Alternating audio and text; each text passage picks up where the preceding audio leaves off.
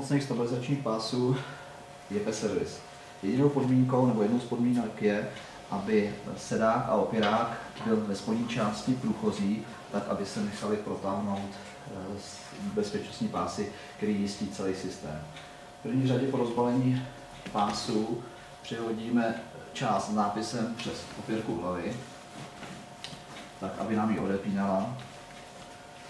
Srovnáme si pásy, spodní úchytné pásy prostrčíme mezi sedákem a opěradlem z jedné strany i z druhé strany.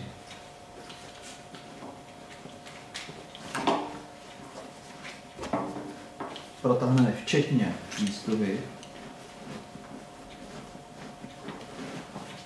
Jedna strana, druhá strana.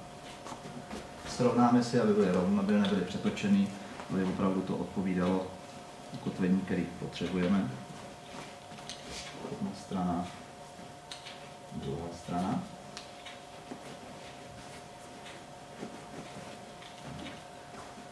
Otočíme.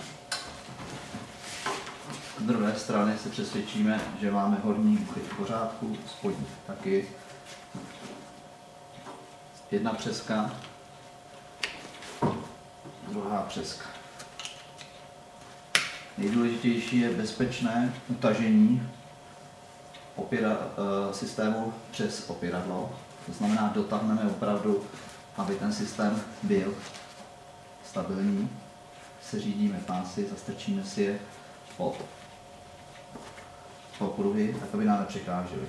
Co se týká břišního pásu, máme dvě možnosti. Buď je to postrčení mezi opěradlem a sedákem, anebo pokud je to dospělá osoba většího vzrůstu, tak je necháme volně, tak aby šli ze zadní části dopředu.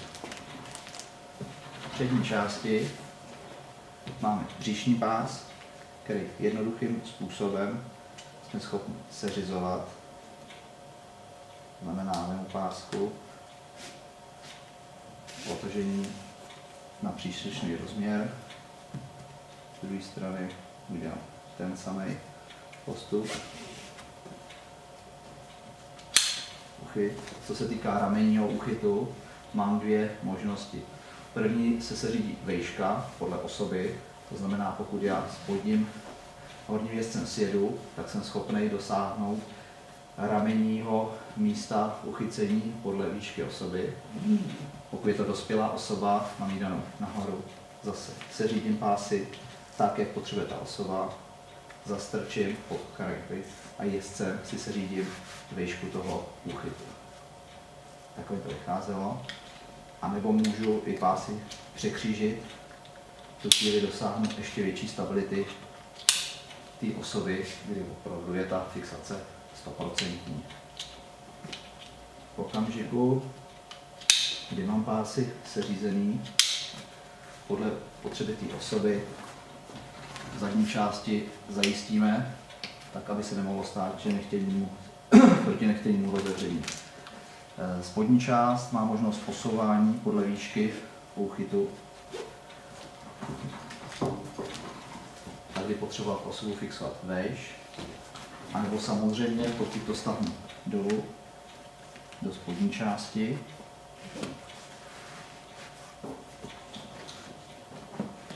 jsem schopen si i břišní pás po protažení mezi sedákem a opěradlem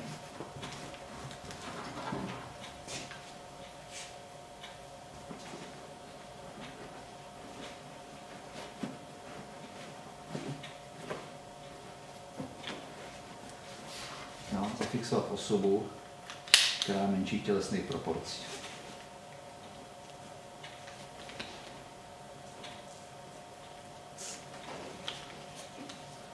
Tak aby to opravdu stabilně drželo. Pokud ty pásy už jsou jednou nastavený, tak potom demontáž je opravdu jednoduchá, kdy pouze prostrčím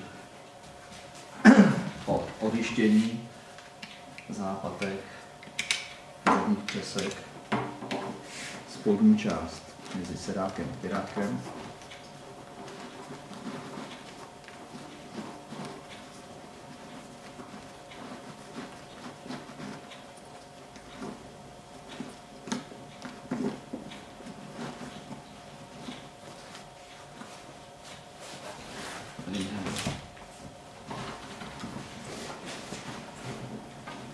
V tuhle chvíli je zcela bez jakého zákroku, bez jakých úprav. Je si třeba uvědomit, že tyto stabilizační pásy jsou brany jenom jako pomocný a v žádném případě nenahrazují klasický bezpečnostní pás.